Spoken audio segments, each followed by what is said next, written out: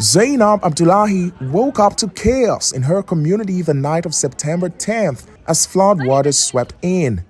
She gathered what she could and fled with her 10 children, but 2 got lost along the way and she hasn't seen them since. When the floods came, some neighbors were helping me carry my children because there are too many of them. But we lost 2 of my daughters in the whole chaos. One of them has 6 children. We don't know where they are. The flood overran half of Maiduguri when a local dam collapsed due to heavy rains on Tuesday. State officials say dozens have died and up to 1 million have been seriously affected. Rescue workers have been moving hundreds of thousands of people out of affected communities. State authorities have set up camps to respond to the emergency, but they say there isn't enough food and shelter for everyone. State officials say this camp is now overstretched with more than 14,000 internally displaced people, yet more continue to arrive.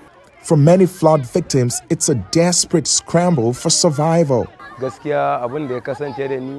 We're just stranded. We've not gotten food.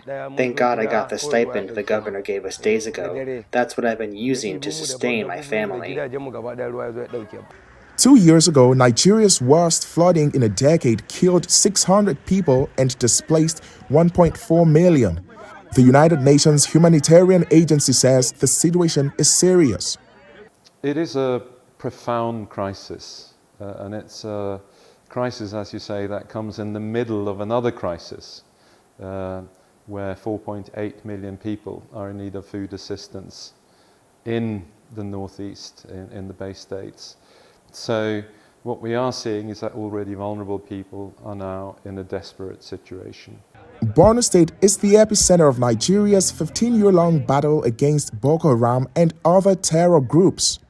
What we're also then focusing on is to make sure that we don't have the spread of disease. And the government are moving people out of areas that have been affected, because clearly there is the threat of communicable disease. Nigerian authorities have announced the release of $1.8 million in each state to handle the flooding and other crises. For now, Abdullahi's biggest hope is to see her missing daughters again. Timothy Obiezu, VOA News, Maiduguri, Borno State, Nigeria.